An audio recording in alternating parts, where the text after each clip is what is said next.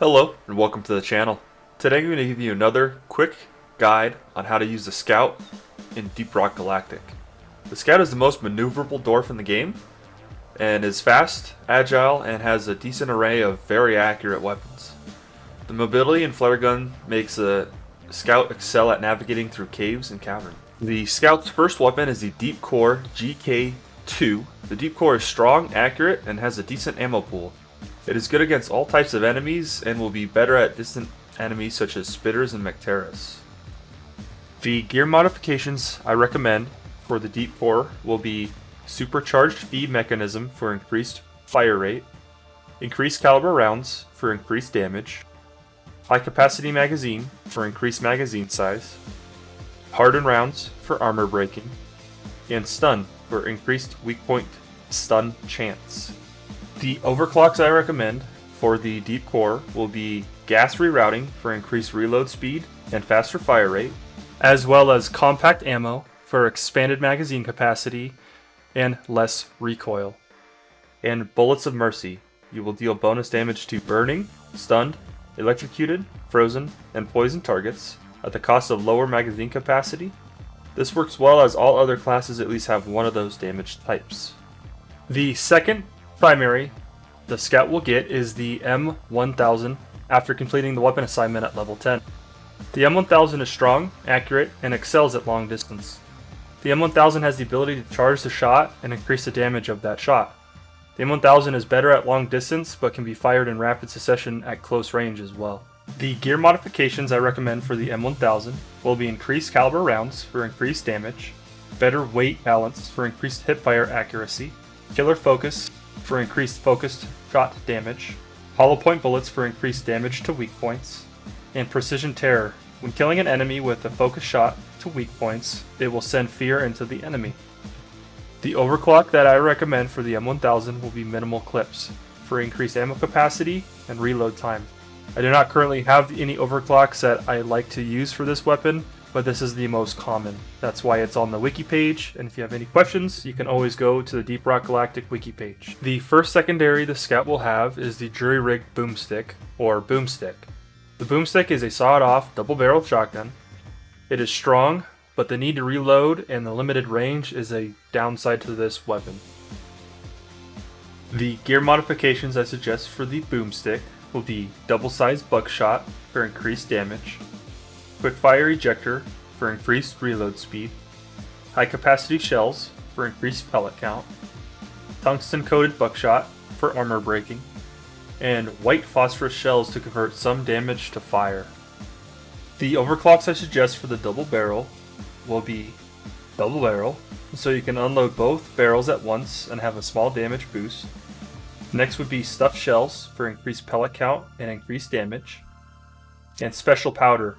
It allows you to propel yourself into the air using the blast from the shotgun.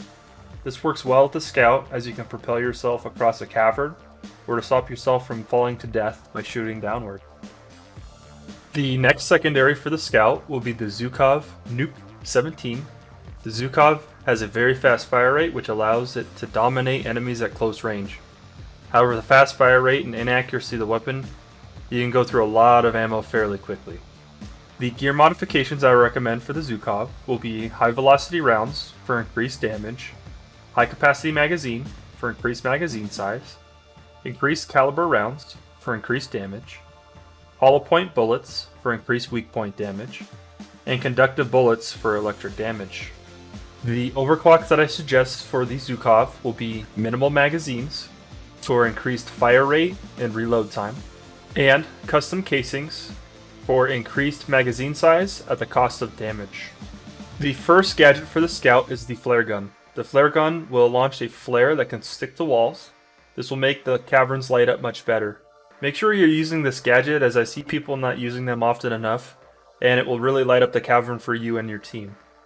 The gear modifications I recommend for the flare gun will be thicker core for increased duration, high capacity magazine for increased mag size, and magnesium core for increased duration. So the second gadget is the Scout's bread and butter, the grappling hook.